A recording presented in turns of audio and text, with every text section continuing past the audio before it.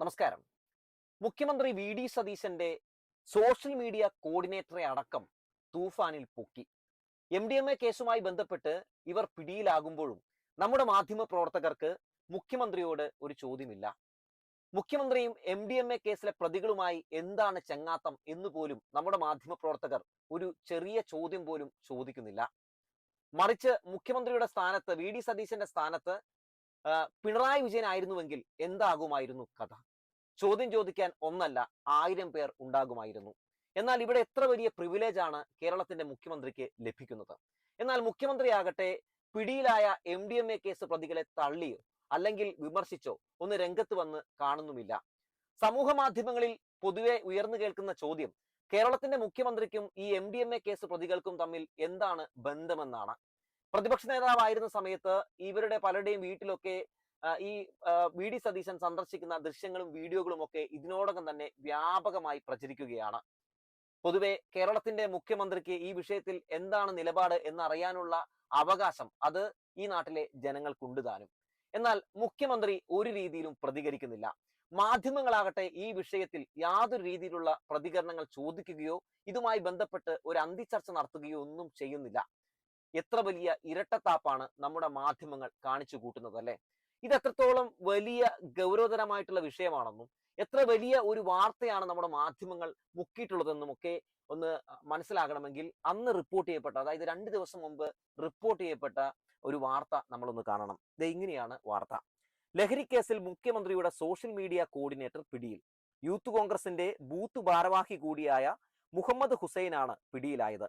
ഇയാൾക്കൊപ്പം എറണാകുളം വെങ്ങോല സ്വദേശികളായിട്ടുള്ള PA Abdul Salam, KH Muhammad Hussain, PA Abbas എന്നിവരെയും പിടികൂടിയിട്ടുണ്ട്. ഓപ്പറേഷൻ തൂഫാന്റെ ഭാഗമായി ചന്ദേര പോലീസാണ് ഇവരെ പിടികൂടിയത്. വെങ്ങോല പഞ്ചായത്തിലെ 142ാം ബൂത്ത് പ്രസിഡന്റാണ് ഹുസൈൻ. പിടിയിലായവരെല്ലാം സജീവ കോൺഗ്രസ് പ്രവർത്തകരാണ്. ശ്രദ്ധിക്കണം. കാലിക്കടവിൽ വെച്ച് 139.29 ഗ്രാം MDMA ആണ് ഇവരിൽ നിന്ന് പിടികൂടിയത്. 139.29 ഗ്രാം MDMA. മുഹമ്മദ് ഹുസൈൻ കോൺഗ്രസിന്റെ ലഹരി വിരുദ്ധ പ്രചാരണത്തിലും പങ്കെടുത്തിരുന്നു. എന്തൊരു കഷ്ടമാണെന്ന് ആലോചിക്കണേ. മുമ്പ് ഹുസൈന്റെയും സലാമിന്റെയും വീട്ടിൽ വി ഡി സതീശൻ സന്ദർശനം നടത്തിയിരുന്നു. ഇതിന്റെ ചിത്രങ്ങൾ പുറത്തു വന്നിട്ടുണ്ട്. മന്ത്രി PK കുഞ്ഞാലിക്കുട്ടിക്കൊപ്പം അബ്ദുൽ സലാം നിയമസഭയിലും എത്തിയിട്ടുണ്ട്. മന്ത്രിയാകുന്നതിന് മുമ്പുള്ള സന്ദർശനത്തിന്റെ ദൃശ്യങ്ങളാണ് പുറത്തു വന്നിട്ടുള്ളതെന്നാണ് നമുക്ക് വാർത്തയിൽ കാണാൻ സാധിക്കുന്നത്. ഇന്ന് ഇതുമായി ബന്ധപ്പെട്ടുകൊണ്ട് VK സനോജിന്റെ ഒരു പ്രതികരണം കൂടി മാധ്യമങ്ങളിൽ കാണാനിടയായി. VK സനോജ് പറഞ്ഞത് ഇങ്ങനെയാണ്. അതായത് എന്താണ് മുഖ്യമന്ത്രിയും ഈ MDMA കേസ് പ്രതികളും തമ്മിലുള്ള ബന്ധം? ഇതുമായി ബന്ധപ്പെട്ട ഒരു അന്വേഷണം നടക്കണം. അന്വേഷണ പരിധിയിൽ മുഖ്യമന്ത്രിയുടെ ഓഫീസും വരണമെന്നാണ് VK സനോജ് പറഞ്ഞത്. തീർച്ചയായിട്ടും അത് ജനങ്ങൾ പറയാൻ ആഗ്രഹിച്ച ഒന്നാണ്. അതാണ് VK സനോജ് പറഞ്ഞത്. നോക്കൂ, എന്തുകൊണ്ടാണ് ഈ കേസിൽ ഇപ്പൊ ഈ പിണറായി വിജയന്റെ സർക്കാരിന്റെ കാലഘട്ടത്തിൽ മുതൽ ഈ പറയുന്ന ഈ കഞ്ചാവ് ഉപയോഗിക്കുന്ന അല്ലെങ്കിൽ MDMA ഉപയോഗിക്കുന്ന അത്തരം സിന്തറ്റിക് ലഹരിയും ഒക്കെ ഉപയോഗിക്കുന്ന ആളുകളെ പിടികൂടാൻ വേണ്ടി കാര്യക്ഷമമായി തന്നെ പ്രവർത്തിച്ചിട്ടുണ്ട്. അത് ചെന്നിത്തലയും പ്രവർത്തിക്കുന്നുണ്ട്. പക്ഷെ ഈ പ്രവർത്തിക്കുമ്പോഴും ഈ പിടിയിലാകുന്ന ആളുകളുടെ രാഷ്ട്രീയ പശ്ചാത്തലം എടുത്ത് പരിശോധിച്ച് നോക്കിയാൽ കൂടുതലും കോൺഗ്രസ്സുകാരും യൂത്ത് കോൺഗ്രസ്സുകാരും KSUക്കാരും ഒക്കെയാണ്, അല്ലെ? എന്തുകൊണ്ടാണ് അവർ കൂടുതൽ ഈ പറയുന്ന ഇത്തരം സിന്തറ്റിക് ലഹരി വിൽപ്പന നടത്താനൊക്കെ മുന്നിട്ടിറങ്ങുന്നതെന്ന് ചോദിച്ചാൽ എനിക്ക് പലപ്പോഴും തോന്നിയിട്ടുള്ള ഒരു കാര്യം ഞാൻ പറയാം കേട്ടോ. ഇത്തരത്തിലുള്ള ആളുകളെ പിടികൂടുമ്പോഴും അവരെയൊക്കെ ഒരു രീതിയിൽ വിമർശിക്കാൻ അല്ലെങ്കിൽ ശക്തമായിട്ട് അവർക്കൊരു താക്കീത് കൊടുക്കാൻ ഇവരുടെ നേതാക്കൾ തയ്യാറാകുന്നില്ല എന്നാണ് എനിക്ക് പലപ്പോഴും തോന്നിയിട്ടുള്ളത്. നോക്കൂ, കേരളത്തിന്റെ മുഖ്യമന്ത്രി ഇപ്പോൾ വന്നിട്ട് പറയുകയാണ് MDMA കേസ് പ്രതികൾക്ക് അർഹതപ്പെട്ട ശിക്ഷ ലഭ്യമാകണം. അവർ ചെയ്തിട്ടുള്ളത് വളരെ വലിയ ഒരു വിപത്ത് തന്നെയാണ്.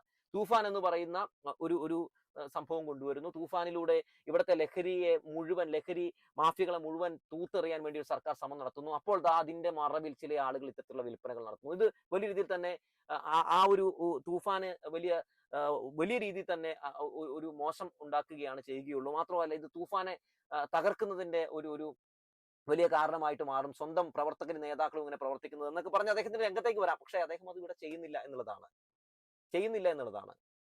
ഇപ്പൊ തന്നെ ഈ വിഷയവുമായി ബന്ധപ്പെട്ട് ഈ ജനീഷ് അടക്കമുള്ള ആളുകളോട് ചോദിക്കുമ്പോൾ യൂത്ത് കോൺഗ്രസിന്റെ അധ്യക്ഷൻ പറയുകയാണ്, കണ്ടില്ലേ, ഇത് നിഷ്പക്ഷമായിട്ടുള്ള ഒന്നാണ് ഈ തൂഫാൻ എന്ന് മനസ്സിലായില്ലേ എന്നാണ് ഈ ഓപ്പറേഷനുമായി ബന്ധപ്പെട്ട് പറയുന്നത്. എത്ര ഗംഭീരമായിട്ടാണ് അദ്ദേഹം നിസാരവൽക്കരിക്കുന്നതെന്ന് എനിക്ക് തോന്നിപ്പോയി. എന്നാൽ അദ്ദേഹം എന്താണ് ചെയ്യേണ്ടി വരുന്നത്? ഇങ്ങനെയാണോ അദ്ദേഹം പ്രതികരിക്കേണ്ടി വരുന്നത്? അദ്ദേഹം ഒരു മന്ത്രി കൂടിയാണ്. അപ്പൊ സ്വാഭാവികമായും ഇവിടെ ചില വസ്തുതകൾ നമ്മൾ മനസ്സിലാക്കേണ്ടതുണ്ട്. ചില ആളുകൾക്ക് ലഭിക്കുന്ന പ്രിവിലേജുകൾ നമ്മൾ മനസ്സിലാക്കേണ്ടതുണ്ട്. നോക്കൂ, ശക്തമായി താക്കീത് കൊടുത്താൽ, ശക്തമായി വിമർശിച്ചാൽ സ്വാഭാവികമായും പിന്നെ ആരെങ്കിലും ഇങ്ങനെ ചെയ്യാൻ പോകുന്നുണ്ടെങ്കിൽ അവർക്ക് കൂടി അത് ഭയമുണ്ടാക്കുന്ന അവസ്ഥയുണ്ടാക്കും. വീണ്ടും അവരും ഒന്ന് പുനർവിചിന്തനം നടത്തും, ഞങ്ങൾ ഇത് നടത്തിയിട്ടുണ്ടെങ്കിൽ പണി പാളില്ലേ എന്ന്. അപ്പൊ അങ്ങനെ ചിന്തിക്കാൻ ഒരു അവസരം കോൺഗ്രസ് കൊടുക്കുന്നില്ല, യൂത്ത് കോൺഗ്രസ് കൊടുക്കുന്നില്ല എന്നുള്ളതാണ്. അതുകൊണ്ടാണ് ഇവർക്ക് ഇത്തരത്തിലുള്ള കാര്യങ്ങൾ ചെയ്യുന്നത്. നോക്കൂ, അദ്ദേഹം ഈ ലഹരി വിമുക്തമാക്കുന്നതിന് വേണ്ടിയിട്ട് നടത്തിയിട്ടുള്ള ക്യാമ്പയിനുകളിലൊക്കെ പങ്കെടുത്തു എന്നാണ് കേൾക്കുന്നത് ഈ പറയുന്ന പ്രതികൾ. ഒന്ന് ആലോചിച്ച് നോക്കണം. മാത്രവുമല്ല, അപ്പൊ ഇവരെന്താണ് ഉദ്ദേശിക്കുന്നത്? അവർ ഈ പറയുന്നത് പോലെ ഈ സർക്കാരിന്റെ കീഴിൽ നിന്നുകൊണ്ട് അതിനെ മറയാക്കിക്കൊണ്ട് ഈ നാട്ടിൽ ലഹരി ഇവർ ഇങ്ങനെ ഒഴുക്കുകയാണ്. ഇവർ ഇതിന്റെ പ്രധാനപ്പെട്ട കണ്ണികളാണെന്നാണ് ഞാൻ മനസ്സിലാക്കുന്നത്. അങ്ങനെയാണ് എനിക്ക് ലഭിക്കുന്ന പല വിവരങ്ങൾ. അതായത് ഒന്ന് ആലോചിച്ച് നോക്കൂ, ഈ സർക്കാർ ഇവിടെ ഇങ്ങനെ ഭരിക്കുമ്പോൾ ഞങ്ങൾ പിടിയിലാകില്ല, അല്ലെങ്കിൽ ഞങ്ങൾക്ക് സ്വാഭാവികമായിട്ടും യാതൊരു രീതിയിലുള്ള ബുദ്ധിമുട്ടുകളും ഉണ്ടാകില്ല എന്ന് അവർക്കൊരു തോന്നലുണ്ടായത് കൊണ്ടാകുമല്ലോ പൊതുവെ ഇവർ ഇത്തരത്തിൽ ഈ ഒരു MDMA ബിസിനസ്സുമായി രംഗത്തേക്ക് ഇറങ്ങിയത്. പക്ഷെ എങ്ങനെയോ പിടിയിലായി. ഒരുപക്ഷെ ഇവരുടെ രാഷ്ട്രീയ പശ്ചാത്തലം നേരത്തെ മനസ്സിലാക്കിയിരുന്നുവെങ്കിൽ ഈ അറസ്റ്റ് ചെയ്ത പോലീസുകാരൊന്ന് പേടിച്ചാനെ. കാരണം അറിയാമല്ലോ, കോൺഗ്രസ്സുകാരെയും യൂത്ത് കോൺഗ്രസ്സുകാരെയും KSUക്കാരെയും ഒക്കെ തൊട്ടിട്ടുണ്ടെങ്കിൽ ഇപ്പോ അവർക്കെതിരെ നടപടി സ്വീകരിക്കുന്ന രീതിയിലുള്ള ചില നിലപാടുകളൊക്കെയാണ് ഇവിടുത്തെ ഭരണകൂടം ചെയ്തുകൊണ്ടിരിക്കുന്നത്. നമ്മൾ കണ്ടുകൊണ്ടിരിക്കുകയാണ്. എല്ലാത്തിനെയും രാഷ്ട്രീയ കണ്ണുകളോടെ നോക്കി കാണുന്ന ഒരു സർക്കാരാണ് നിലവിലുള്ളത്.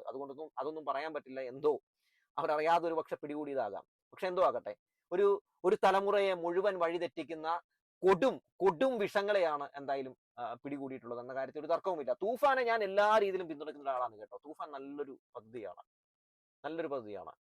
തൂഫാനിലൂടെ ഒരുപാട് ആളുകളെ ഈ പറയുന്നത് പോലെ പിടികൂടാനും കഴിഞ്ഞിട്ടുണ്ട്. എന്ന് വെച്ച് പിണറായി വിജയന്റെ കാലഘട്ടത്തിൽ ഇതൊന്നും നടത്തിയിട്ടില്ല എന്നുള്ളതല്ല. പിണറായി വിജയന്റെ കാലഘട്ടത്തിലും ഈ പറയുന്ന പോലെ ആ സർക്കാരിന്റെ സമയത്ത് നിരവധി ആളുകളെ സിന്തറ്റിക് ലഹരിയും ഇത്തരത്തിലുള്ള ലഹരികളും ഒക്കെ വിൽപ്പന നടത്തിയ ആളുകളൊക്കെ പിടികൂടിയിട്ടുണ്ട്.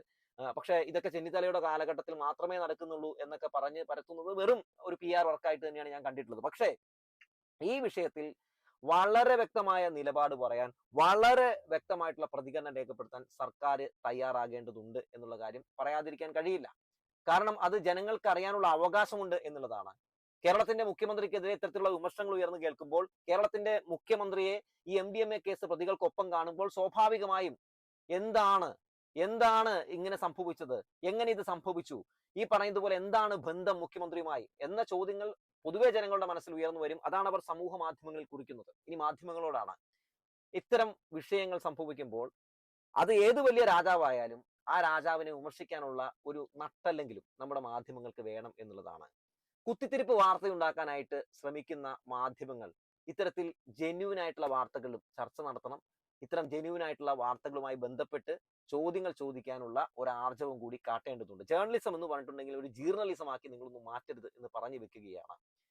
എന്തെന്ന് വെച്ചാൽ, ഇത്തരത്തിലുള്ള കാര്യങ്ങൾ കാണുമ്പോൾ സ്വാഭാവികമായും ഈ നാട്ടിലെ പല ഇത്തരം ബിസിനസ് നടത്തുന്ന ആളുകളും വിചാരിക്കുമ്പോൾ നമ്മളെയൊക്കെ പിടികൂടിയാലും ഇത്തരത്തിൽ മാധ്യമങ്ങളൊന്നും ഒരു രീതിയിലൊന്നും അന്തിചർച്ചയൊന്നും നടത്തില്ല. അപ്പൊ നമുക്കൊരു വലിയ തണലാണ് ഈ സർക്കാരിന്റെ കാലഘട്ടത്തിൽ എന്നൊരു തോന്നൽ വരും. അപ്പൊ ആ തോന്നൽ ഉണ്ടാകരുത്. മാധ്യമങ്ങൾ ഏത് രീതിയിൽ വേണം ഈ തൂഫാനെ പിന്തുണയ്ക്കാൻ?